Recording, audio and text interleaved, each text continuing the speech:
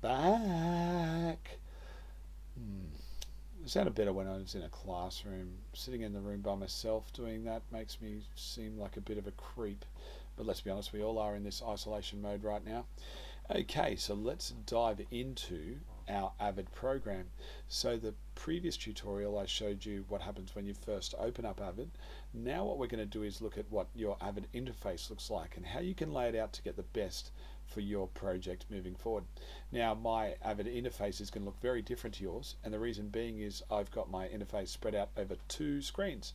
So all that you're seeing in the screen capture is my one screen here where my bins are and my effects palettes and things like that. Okay, so what I want to do first and foremost is to lay out my window properly so I can see it in a singular view so you guys can see it at home, and most of your editing setups will be probably off one monitor anyway. So let's do that. Okay, so the first thing I'm going to do is tidy up all these like little bins and boxes and stuff that are floating around.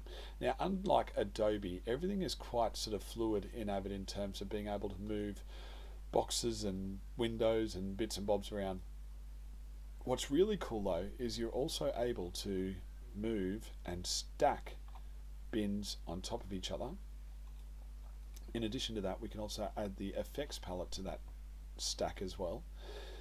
And then that way everything's sort of contained within this singular space here. Now as you can see in the bins, in this bins here, I've got a whole stack of bins that are running through there that I can just double click and it'll rotate between those bins. And each of those bins has a name. Okay, so for example, coverage, workspace, used, that sort of stuff. Okay, now I've got this nice big empty void sitting over here. I'm going to make it a little bit bigger as well because I can sort of shrink that back a bit. Okay, and now I'm going to put my composer windows and my timeline into this one space here, dragging them from the other computer screen over to this computer screen. So I'm just going to click, drag, and drop it in here. Oh, it's sort of snapping like a wireframe. It doesn't normally do that. So I might just double click on that and go to my, windows and float all panels. And then that way it's going to be easier for me to sort of shift this around. So I'm now going to grab this panel and just shrink it down a bit like that. And now I'm going to drag it up to that top corner of the screen like this. And stretch it out a little bit more so it just looks all nice and neat. Now I'm going to grab my timeline window. I'm going to do the same there. Drag this across here, and as you can see it's huge, so I'm just going to shrink that down a bit, resize it into this workspace, and there we go. Now we've got a very similar sort of view to each other's workspaces. Your computers will probably look very similar to this, and that's going to help us moving forward. Now I don't want to do this every single time I do a tutorial because I do like to work in the two screen mode. So how do I set this up to be something that's preserved? Over on this side over here we've got edit, color, effects, audio, and then we've got a box called Jed's E. That's actually Jed's editing. Okay, so I've created a workspace called Jed's editing, and that's my layout that has the two screens like that. If I was to click on that again, this box would slide away, and so would this over to the other window, and these bins would probably open up and expand a bit. So I don't want to do that. What I'm going to do is I want to save this workspace. So I'm going to click on this little arrow pointing down here, and I'm going to go new workspace. And when it opens up new workspace, I'm going to call this one screen, and then that way I know that that's going to be my workspace for working with these tutorials. So there you go, one screen. I'm going to click OK. And as you can see now, I've got another, like an aperture ring sitting in here where it says 1S, one screen, obviously. So if I click on the tab above it, that's now expanded and it's become Jed's workspace. But if I click on the tab below, one screen, it comes back to its frame size that I set up before. So that is how we lay out our workspace moving forward. Now a couple of other quick things. Let's just check out our bins for a minute here. Okay, so I'm just going to grab my edit tab and just drag it across to there, and just drag my bins. Hang on, I'm going to drag these back over to this one here.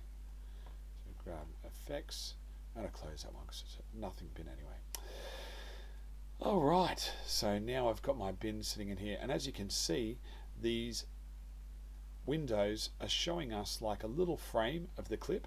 I've also got some colors associated to it, and I've also got some reference sort of like tabs sitting in there.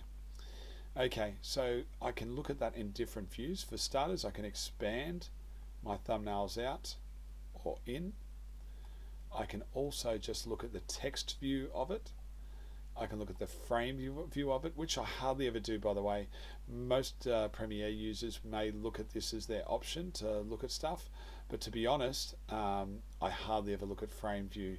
It's just doesn't seem to be user friendly for me. And the last one being script view. Script view I use so much, and the reason why I use it so much is, one, it gives me a thumbnail of the image, but two, it also allows me to type text in there. So I can now add a description in there. If there's something in that shot that I really like, that I think I'd love to edit with, then I'll type that in there, and then later on I can do a callback to that information there if I want to put it into the timeline. I've also got the colors here. Now, one thing I've noticed is my color information seems to have gone missing since I last started up the Avid editing system. So what I had done is I color coded each of these clips, audio tracks, so I could navigate them easier. I'm going to take you through that at a later date, and I'll go back through and recolor code these so you can get an idea of why these colors are sitting on the tabs over the side there. But that's essentially just the interface when you first open it up, and how to create a new interface there as well. One last thing I wanted to show you before we tap out is the settings. So I'm going to go up to my file option here, and I'm going to go down to settings there, and it's going to open up a settings box here. Okay, now I can go to project and user. The one I actually want to go is to user, not project. I'm going to scroll down. I'm going to find the settings that say it says keyboard there. I've changed the interface again, so it's forever confusing. Okay, so I'm going to open this up. So I'm going to double tap, and it opens up a new window. So I'm going to close that down now because I don't need to look at it. But when we look at this window here, you can see that that's full of shortcuts. Okay, so it's showing me what my keyboard shortcuts are. It is critical. It's critical if you want to be a good editor, if you want to be just a decent editor or just your average editor, but you want to actually make money. You need to learn how all these shortcuts work. Not necessarily needing to know these shortcuts, because I'm going to show you how we change some of these shortcuts as well. But you need to know where the shortcuts are, and you need to start familiarizing yourself with using them, because it's going to save you an enormous amount of time moving forward in the editing world. So I'm now going to go to Tools, and I'm going to go down to a tab called Command Palette. Now if I click on that, it opens up a box where it has a whole stack of information in there. Now what this information is it's allowing us to remap our keyboard. So let's check that out.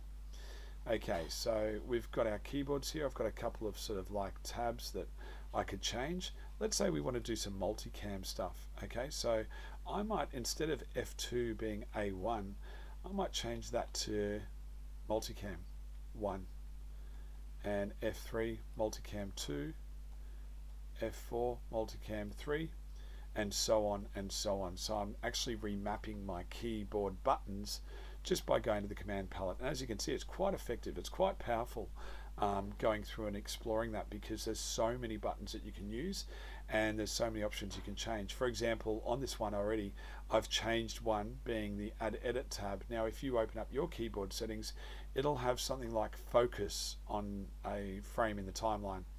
That would be the tab that's in there. I'll just see if I can find what tab it is so we can sort of all be on the same page.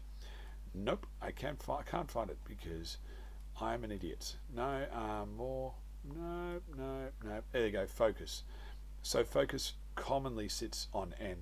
Personally, for me, I like to put an edit tab there because it's just easy to access. So I can put cuts in my timeline and stuff like that using my keyboards. Okay, so that is looking over the interface of Avid and getting a bit of a better understanding of how it all works.